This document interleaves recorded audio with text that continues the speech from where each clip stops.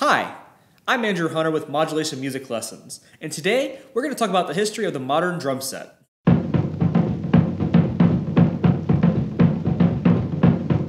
Percussion instruments have likely been around since the dawn of humanity.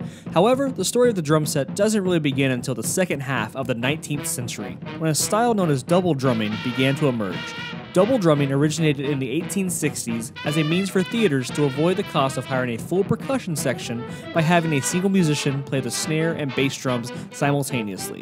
In the 1890s, ragtime became America's music of choice, and double drummers were presented with an opportunity to broaden their musical palette.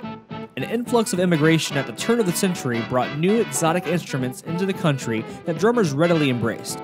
Turkish and Chinese cymbals, Chinese woodblocks and tom-toms, and the African cowbell became staples of the trap set, a reference to the foreign contraptions that augmented the drum sets of this era.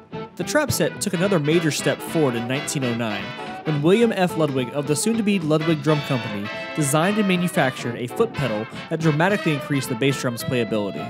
Around 1930, drum technology made another leap with the invention of the hi-hat.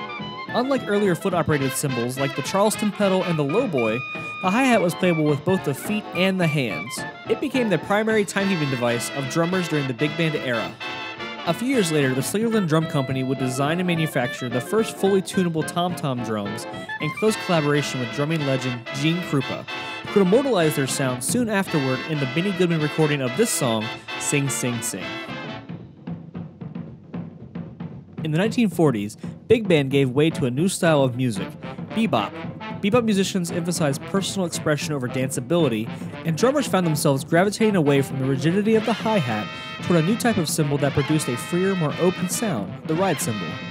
At this point, all the components that make up the modern drum set were in place. Although drummers throughout the following decades continued to experiment with different configurations, the backbone of what we consider to be the drum set has largely remained unchanged for the last 80 years.